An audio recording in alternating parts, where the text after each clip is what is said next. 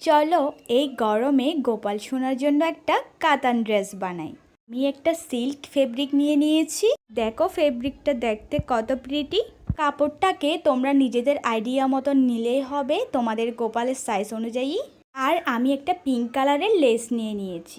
আর কাপড়ের চারিপাশে আমি লেসটাকে গ্লু দিয়ে লাগিয়ে নিচ্ছি।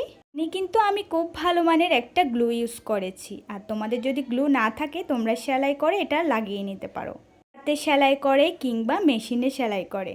তো দেখো গ্লু দিয়ে আমি খুব সুন্দরভাবে লাগিয়ে নিয়েছি পুরোটাই। এবার এটাকে আমি ভাঁজ করে নিচ্ছি। এরপর আরেকটা ভাঁজ দিয়ে আমি গলাটাকে কেটে নিব, গলার অংশটাকে।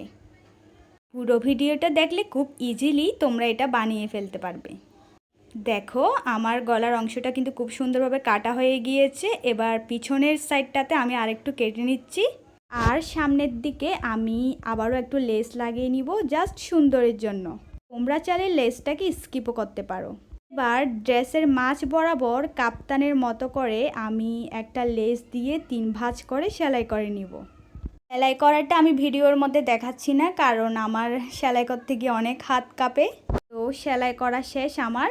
সামনের পার্টে আমি লেস দিয়েছি, কিন্তু পিছনের পার্টে লেস দেওয়ার দরকার নেই। সামনের পার্টে লেস দিয়েছি কারণ লেসটা যাতে পিছন দিকে ঘুরিয়ে গোপালকে সুন্দরভাবে বেঁধে পরাতে পারি।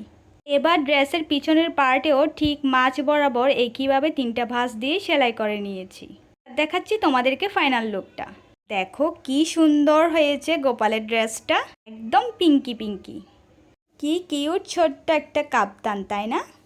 দেখো আমি তোমাদেরকে খুব ভালো মতো সামনে এবং পিছনের ডিজাইনটা দেখিয়ে দিচ্ছি।